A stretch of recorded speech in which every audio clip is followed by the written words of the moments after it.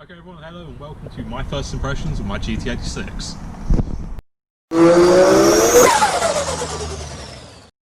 Okay, yeah, so this is the sort of first impressions because I've had the car about a month now. So we start with the exterior, which, yeah, I absolutely love. It's very much an eye turner. I think you can see some of that from the footage from the car meet we went to.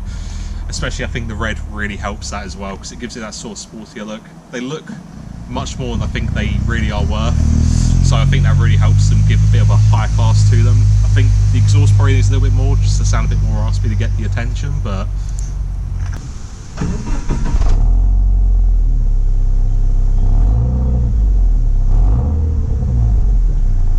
red sports car coupe, spoiler on the back, definitely gets a lot of eye turning bits, so it does its job.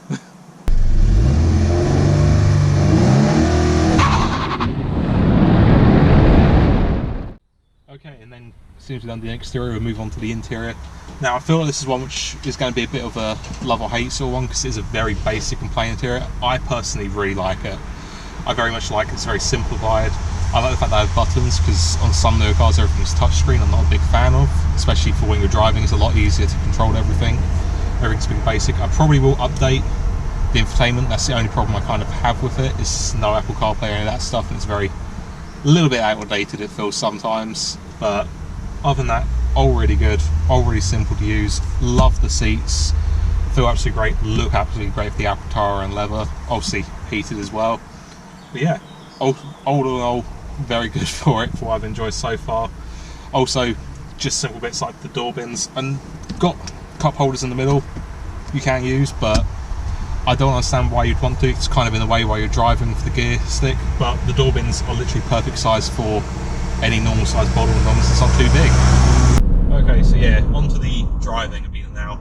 The big one, which, let's be honest, I think everyone knows the performance is a bit lackluster in these. Like, what, if I down into third, 3,500 RPM, put foot down, doesn't really pull that much, which is a bit of a lackluster feel, especially considering the amount of torque I used to have in the coupe, but it's not exactly like I find it a big problem, because if you want to go fast, you're just going to rev it anyway.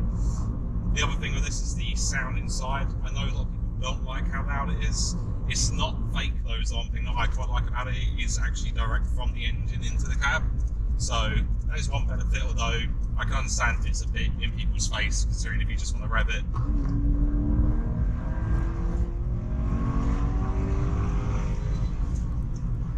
It does go for what it wants, and it's like I said, the interior works really well for it. In driving, I got plenty of controls I can use at a glance, not take my eyes and concentration off the road. Very easy and simple to drive. And then again, on the dash, it works so well. I like the simplified big revolver in front of you. You have the analog speedo to the side. I also have the digital speedo in the middle. You got the little gear select thing that constantly tells you to shift up at very low RPMs because it's trying to be economical for some reason.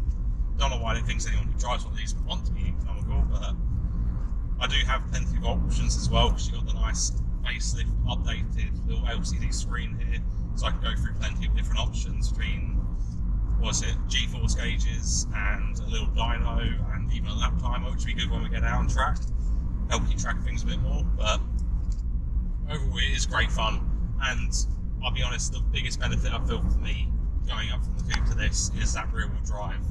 It definitely does add quite a lot of fun to the driving factor. And at the end of the day, that's all this car is about. It's the fun of driving it. And it works perfectly for the beat road bashing, having fun on day-to-day drive. And it's not like it's not a practical car for it. I don't need people in the back, so I've got a huge boot basically. 2 seats like I need, and that's it. It's great fun for driving out and about. So yeah, that's it for my sort of first impressions with the 86. Sort of wanted to give it a bit of a quick review, why it's in its stock form before any of the mad fun stuff happens, and probably some people say I ruin it, but I kind of want to build how I like it, so that's going to be the main fun of it. Obviously, the car looks great, so you should go and follow us on Instagram to see many more pictures of it, as well as our other cars. And don't forget to like and subscribe, plenty more. So yeah, until then, we'll see you in the next one, guys. Bye.